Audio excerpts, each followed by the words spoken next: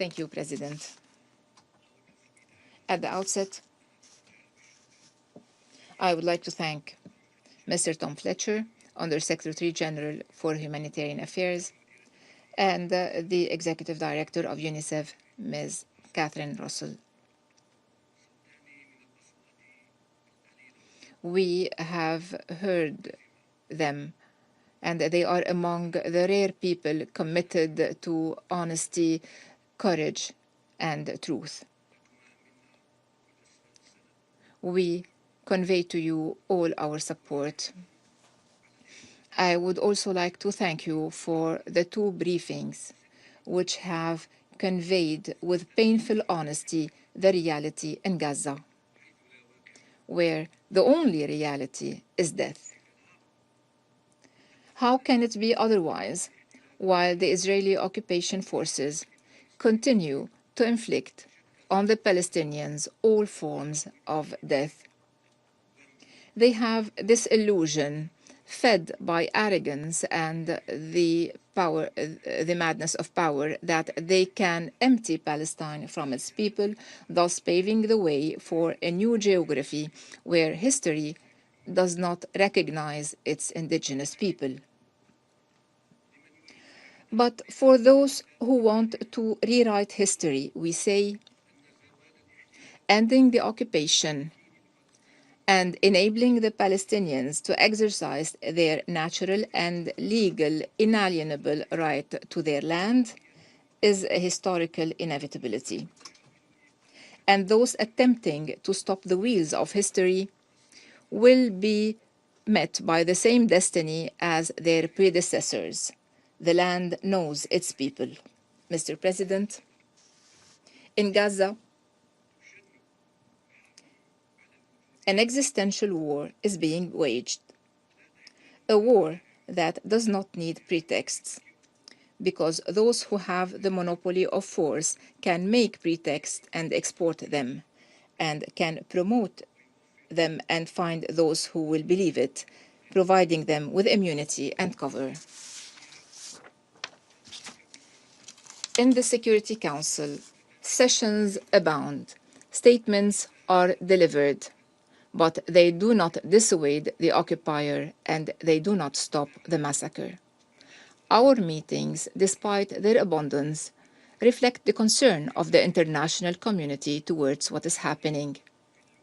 At the same time, our meetings reveal the inability of the international community to adopt the necessary resolutions and to impose respect of their will when it comes to the Israeli occupier. What is even more surprising, colleagues, is that we are hearing some defending the killers and finding them and themselves justifications. For some, killing children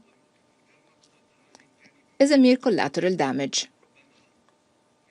Maybe because they are Palestinians, they can be killed.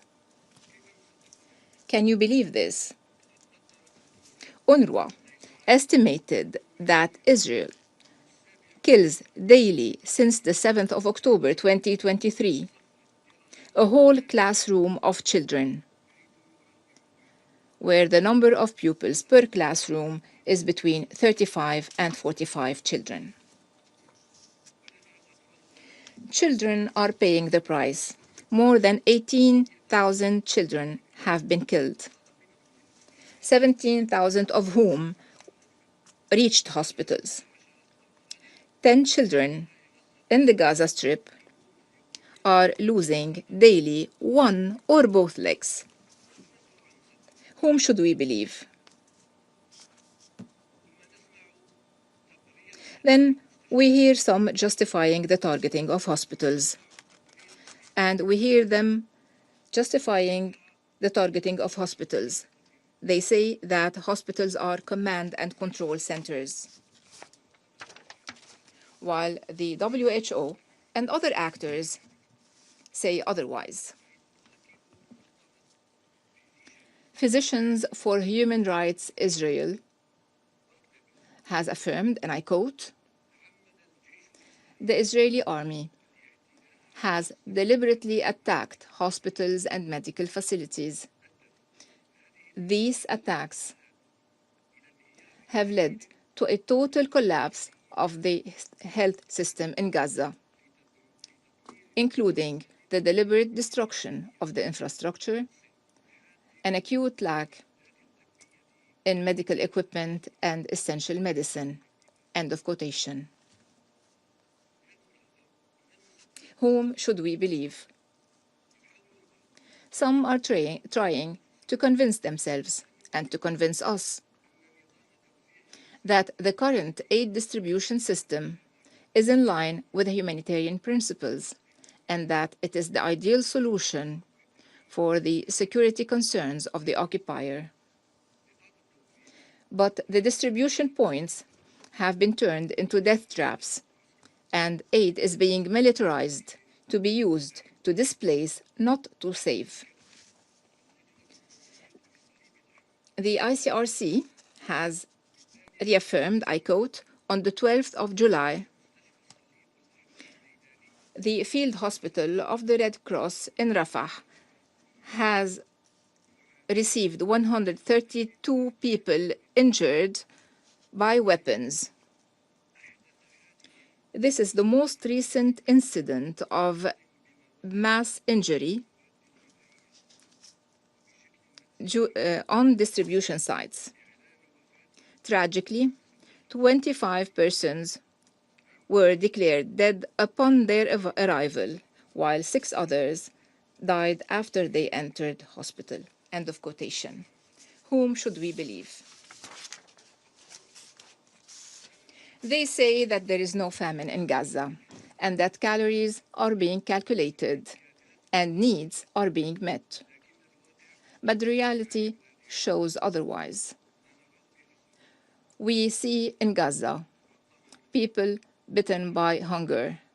We see baby formula becoming a rare commodity. According to UNICEF, and I quote, last month, more than 75% of households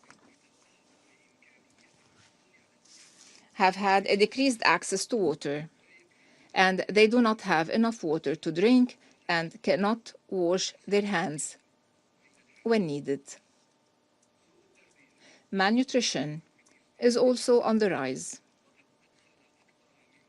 More than 9,000 children have been hospitalized to receive treatment for acute malnutrition since the beginning of this year. End of quotation. Whom should we believe? Should we believe the pale faces of Gazans and their teary eyes? Or should we believe the language of killing? Should we believe those who are falsifying the truth and asking us to believe it in the name of pragmatism, double standards, and political considerations? The enormity of the atrocities that are being committed requires each one of us to listen to our humanity and to call for investigation and accountability. Before all that, we should call for a ceasefire and save the Palestinians. Mr. President, amidst these repeated massacres, we should not be fooled by names. We should not be distracted by legal arguments. Call it what you may: ethnic cleansing, genocide, crimes against humanity, war crimes, or a military operation.